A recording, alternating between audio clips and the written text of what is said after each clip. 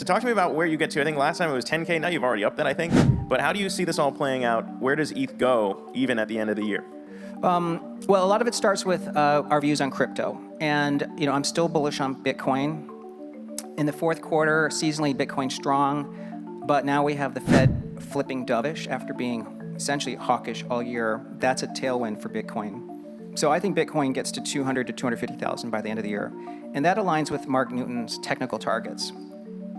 Ethereum, as a price ratio to Bitcoin, should recover to its prior, let's say, either average or at least 5-year highs, okay? Using a $250,000 Bitcoin, that implies somewhere between 10 and 12,000 for Ethereum by the end of the year.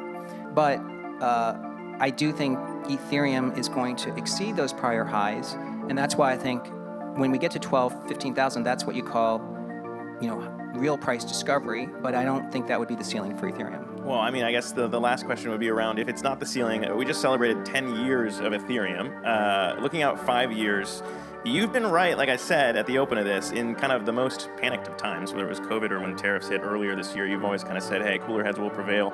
I'm not saying that it's going to be straight shot in the next 5 years, but how do you kind of see it getting there? Yeah, some perspective, in 2017, Bitcoin was under 1,000, and we thought it would get to 25,000 by 2022, but could get to 100,000 a little bit later. Of course, 8 years later, Bitcoin's over 100,000.